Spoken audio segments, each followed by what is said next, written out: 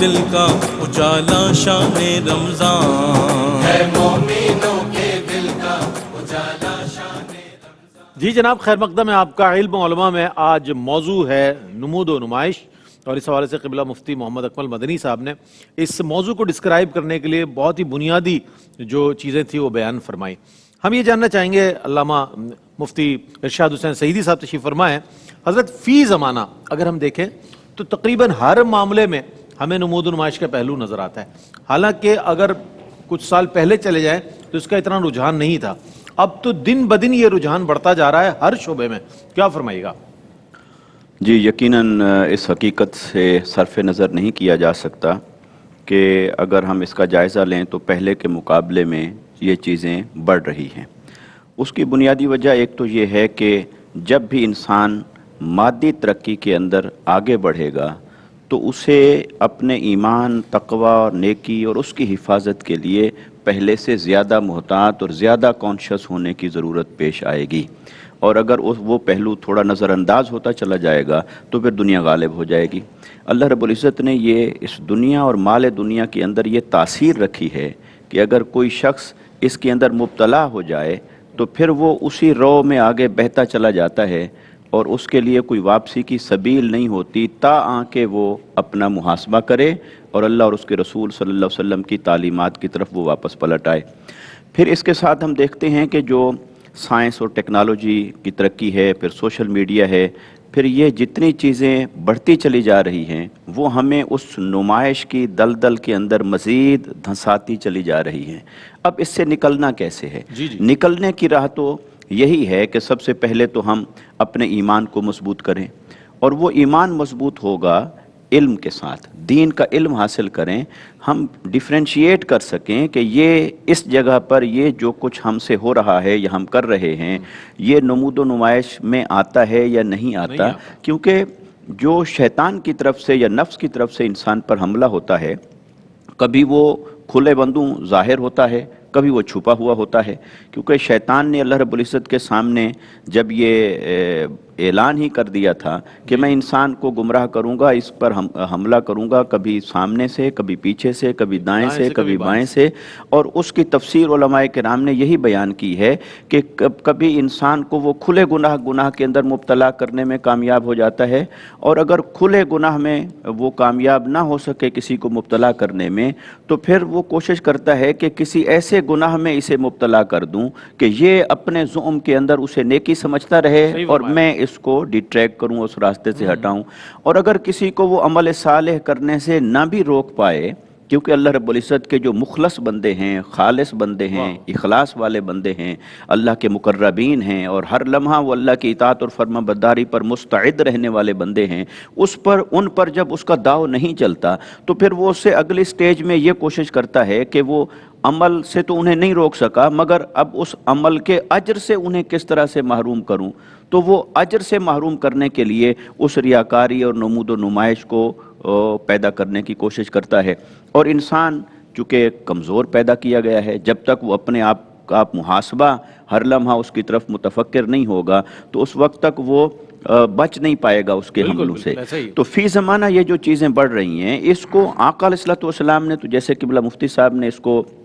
دینی اور دنیاوی دو حصوں میں تقسیم کر کے بیان فرمایا، تو دینی حصوں میں جو ریا ہے یا نمود و نمائش ہے، اس کو تو آقا علیہ الصلوۃ والسلام نے حدیث مبارکہ کے اندر شرک خفی سے تعبیر فرمایا ہے۔ آقا علیہ الصلوۃ والسلام نے فرمایا کہ صحابہ کرام سے کہ مجھے اپنی امت میں اس شرک کا تو خوف نہیں رہا جو بت پرستی کی صورت میں ہے، یا لوگ پتھروں کو پوجیں یا مظاہر کائنات کی پوجا کریں، مگر فرمایا کہ مجھے شرک اصغر اور شرک خفی، یہ دونوں لفظ استعمال ہوئے، فرمایا اس کا خدشہ ضرور ہے۔ تو صحابہ کرام نے پوچھا کہ یا رسول اللہ صلی اللہ علیہ وسلم وہ شرک اصغر یا شرک خفی کیا ہے؟ تو آقا علیہ السلام نے ارشاد فرمایا کہ لوگ اعمال کریں، اللہ کی عبادت کریں، اور اس سے مقصود ان کا یہ ہو کہ لوگوں کو دکھائیں۔ تو گویا اللہ کی عبادت اللہ کے لیے کرنی تھی، مگر اللہ کی عبادت لوگوں کو دکھانے کے لیے کی جا رہی ہے۔ اپنی عزت، اپنی ستائش اور تعریف حاصل کرنے کے لیے کی جا رہی ہے تو ہے تو اللہ کی عبادت مگر وہ اللہ کے لیے نہ رہی. تو جب اللہ کے لیے نہ رہی تو اس کو آقا علیہ الصلوۃ والسلام نے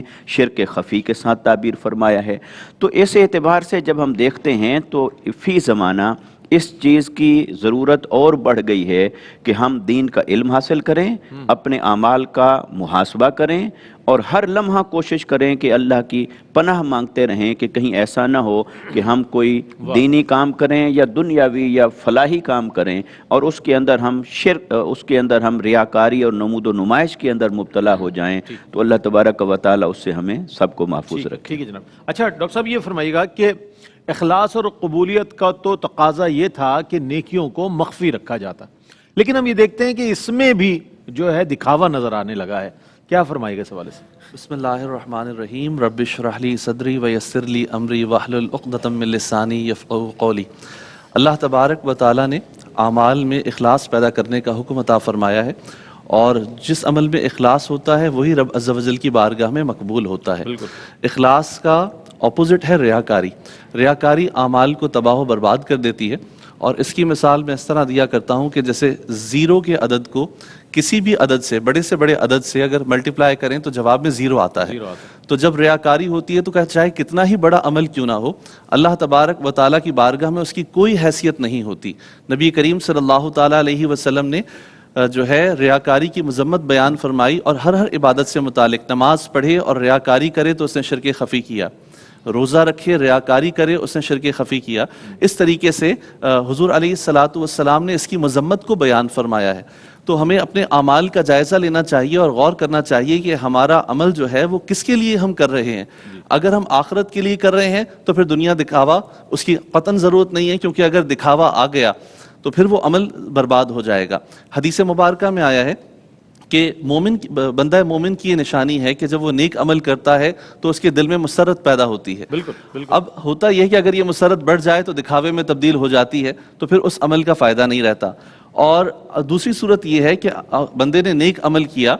لیکن اپنی طور پہ اس نے ظاہر بھی نہ کیا, اور پھر لوگوں پر واضح ہو گیا تو لوگوں کے دلوں میں اس کی محبت پیدا ہو گئی. تو یہ بھی ایمان کی علامت ہے اور ایمان کی نشانی ہے کہ حدیث مبارکہ میں آیا کہ اللہ تبارک و تعالیٰ ایسے نیک لوگوں کی محبت دنیا کے دیگر لوگوں کے یا انسانوں کے دلوں میں اللہ تبارک و تعالیٰ محبت پیدا فرما دیتا ہے. تو اس لیے اپنے اعمال کا محاسبہ کرنا چاہیے. اور بات یہ ہے اصل میں کہ ظاہری مرض ہوتا ہے تو وہ آسانی سے دکھ بھی جاتا ہے اور اس کی تشخیص بھی ہو جاتی ہے, لیکن جو باطنی امراض ہوتے ہیں جن کا تعلق قلب سے ہوتا ہے تو ان کی جانکاری مشکل ہے, پھر اس کا اسباب کو جاننا اور علاج یہ زیادہ مشکل ہے. تو اس لیے ریاکاری کے حوالے سے علم حاصل کرنا, باطنی امراض کو جاننا اور اس کے علاج کی تدبیر کرنے کی کوشش کرنی چاہیے تاکہ ہمارے اعمال ضائع نہ ہوں, اللہ تبارک و تعالیٰ کی بارگاہ میں درجہ مقبولیت حاصل کر سکیں. کیا بات, کیا کہنا ہے. اچھا ہم یہ بھی جاننا چاہیں گے اس حوالے سے کہ قرآن کریم میں تو ارشاد ہوا کہ اپنے صدقات کو احسان جتلا کر باطل نہ کرو. اس انداز میں مفتی صاحب ہم کس قدر اپنی نیکیاں ضائع کر رہے ہوتے ہیں, لا علمی میں کہہ لیں یا ظاہر علماء حضرات سے دوری یا علم دین سے. کیا فرمائیے گا؟ میں چاہتا ہوں اس پر روشنی ڈالیے گا, یہ بہت اہم سوال ہے آج کی اس موضوع کا. ویسے یہ موضوع سے تو تھوڑا سا ہٹ کر ہے میرے خیال میں. بہرحال اگر دو چیزیں ہوتی ہیں کہ ہم جب کسی پر احسان کرتے ہیں تو نبی کریم صلی اللہ علیہ وسلم نے تو اس کی ترغیب یہی دی صدقات وغیرہ کی کہ اس طرح صدقہ کرو کہ اگر سیدھے ہاتھ سے دو تو الٹے ہاتھ کو خبر بھی نہ ہو. اور جو ایک مشہور ہمارے یہاں مقولہ ہوتا ہے کہ نیکی کر دریا میں ڈال, یعنی بھول جاؤ گویا کہ ختم ہو گئی بس. گناہ کو یاد رکھو صرف اس لیے کہ چلیں عبرت ہو اور آدمی توبہ کرے اور آئندہ بچے, لیکن نیکی کو بھول جائے. لیکن بعض اوقات ایسا ہوتا ہے کہ ہم نیک عمل کرتے ہیں اور یہ بھی ہمارے ماحول کا اثر ہے اور جہالت کا ایک نتیجہ ہے کہ ہم اس کا ایک رزلٹ دنیا میں چاہتے ہیں. بالکل ہم چاہتے ہیں جس کے ساتھ احسان کیا جب وہ ملے تو سلام میں پہل کرے, ہم آئیں بیٹھا ہو تو کھڑا ہو جائے, اس کے چہرے پہ مرعوبیت کے آثار نمایاں ہونے چاہیے. بالکل ایسا ہی. اور وہ اقرار کرے لوگوں کے سامنے کہ حضرت نے احسان کر کے مجھے یہاں تک پہنچایا ہے. ہم چاہتے ہیں وہ سراہے ہمیں ایسا ہی. اور اگر اس کی طرف سے اچھا اسی طرح اگر جائیں تو پھر چائے کے ساتھ بسکٹ بھی ہونی چاہیے تھوڑی سی. اگر اس نے خالی گلاس پر ٹرخا دیا, اگر وہ نہ کھڑا ہوا, اگر سلام میں پہل نہ کی, ہمارے کان متوجہ تھے کہ یہ تعریف کرے, اس نے اگنور کر دیا, پھر ہم باہر نکل کے کہتے ہیں یہ دیکھا نا یہ کیسے احسان فراموش ہے، طوطا چشم دیکھنا یہ بیٹھا ہوا نمک طوطا حرام ہے یہ نمک ہاں اور بھی پاکیزہ کلمات بہت سے ایسے تو اب مسئلہ یہ ہوتا ہے کہ پھر جب آدمی، اور خاص طور پہ میں اپنی سسٹر سے معذرت کے ساتھ عرض کرتا ہوں، ہماری بہنوں کے اندر قوت برداشت کم ہوتی ہے، وہ جب کسی کو ایسے دیکھتے ہیں نا وہ پھر دوسرے موقع کی تلاش کہتی ہیں بیکار ہے ٹائم ضائع کرنا، وقت پہ جو تیر کلیجے کے اندر نہ اترے اس تیر کا فائدہ ہے کیا فائدہ اس کو کمان میں رکھنے کا، تو پھر وہ دے کے مارتی ہیں سیدھا، ہائے ہائے ہائے، اور ڈائریکٹ نشانے پہ لگتا ہے مفتی صاحب یہ وہ یہ تیرے بے خطا ہے ہمیشہ، شوہروں کے کلیجے چھلنی کر دیے لوگوں نے کر کے، سانسیں اڑ گئیں، نندے اڑ گئیں، سب آپس میں خیر کرتی رہتی ہیں یہ لوگ۔ خلاصہ کلام یہ ہے کہ پھر وہ احسان جتاتی ہیں کہ ہم نے تمہارے ساتھ یہ نہیں کیا تھا، یہ نہیں کیا تھا، یہ ہوتا ہے احسان جتانا۔ اور ایک اذیت پہنچانا، جیسے آپ بات کسی سے کریں، بھائی آج کل تو لوگ احسان فراموش ہو گئے ہیں، وہ بھی سمجھ گیا کہ کس کے لیے کہہ رہے ہیں نا، یہ اذیت پہنچا رہے ہیں آپ اس کو، تکلیف پہنچا رہے ہیں۔ یہ دونوں چیزوں سے ہمارا عمل ضائع ہو جاتا ہے۔ کسی پہ احسان کیا ہے، ہمارے بزرگان دین دیکھیں، سید عائشہ صدیقہ رضی اللہ تعالی عنہا کا عمل دیکھیے، آپ جب کسی کو کچھ دیتی نا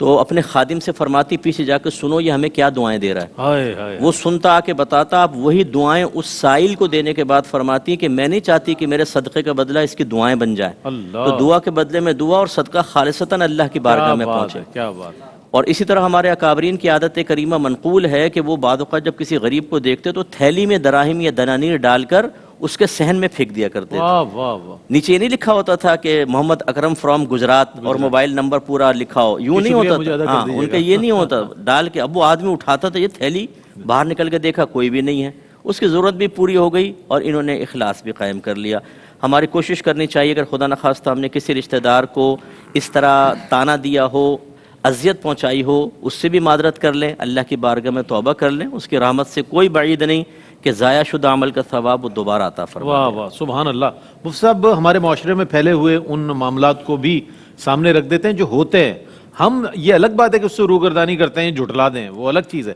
لیکن واقعتاً یہ ایسی ہی صورتحال ہے جس کی طرف نشاندہی ہوتی ہے اور غرض یہ ہوتی ہے کہ اصلاح ہو جائے۔ کوئی سن رہا ہے اور کسی کا نام لیے بغیر کوئی ایسی بات، ہمارے بھی بزرگوں سے ہم نے دیکھا ہے کہ جب وہ کسی ضرورت مند کے لیے کوئی چیز بھیجا کرتے تھے تو کہتے تھے اپنی نظریں نیچی رکھنا تاکہ اس کی عزت نفس مجروح نہ ہو۔ یہ ہوتا ہے طریقہ کسی کے ساتھ بھلائی کا، نیکی کا۔ ایک مختصر سا وقفہ، وقفے کے بعد لوٹتے ہیں، ہمارے ساتھ رہیے گا۔